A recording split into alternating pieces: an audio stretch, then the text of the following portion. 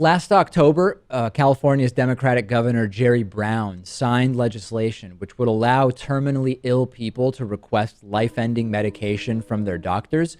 It wasn't exactly clear when the law would take effect because of the way in which the law was passed in a legislative extraordinary session called by Brown. The bill couldn't go into effect. we have some honking outside here. The bill couldn't go into effect until 90 days after that session adjourned. That session closed late last week, and it puts the End of Life Adoption Act set to go into End of Life Option Act set to go into effect on June 9th. Now, disability rights activists fought hard against passing this. They continue to voice concern. What are their objections? Well, Marilyn Golden, for example, is a senior policy analyst with the Disability Rights Education and Defense Fund. She says it would be impossible to know, for example, if a depressed patient went to many doctors who all denied access to the lethal medication before finding one to actually write the prescription.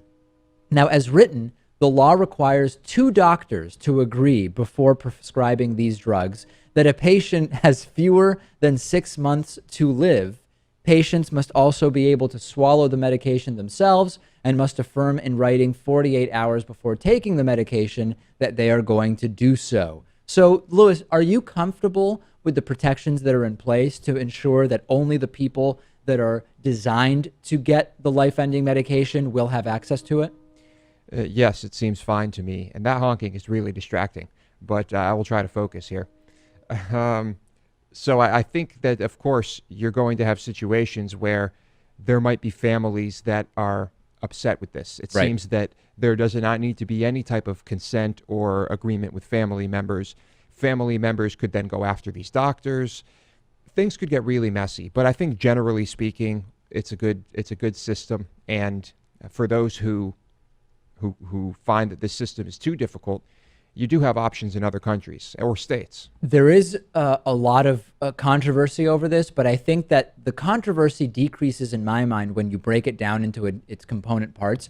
If the concern is about people not of sound mind or in a sort of state of confusion, convincing a doctor to get a prescription, you do need to have 2 doctors involved. Both need to believe the patient is of sound mind, and you also need to have their sign off that the individual has 6 months to live at the most. If the concern is that people who aren't really in a terminal condition will die, as I mentioned, 2 doctors need to agree that the patient has no more than 6 months to live. Now, if you're super concerned, because you do sometimes hear stories where a doctor is wrong, they say you have 3 months to live, and the individual ends up living 3 years.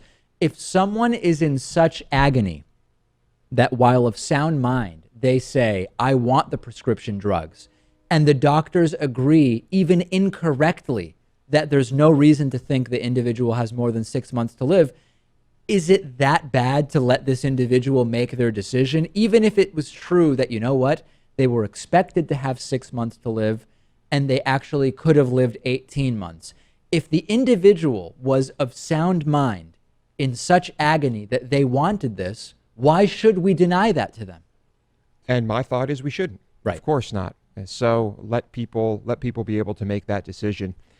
We've talked with many people, surprising some of the people that have told us they're against this. Yeah.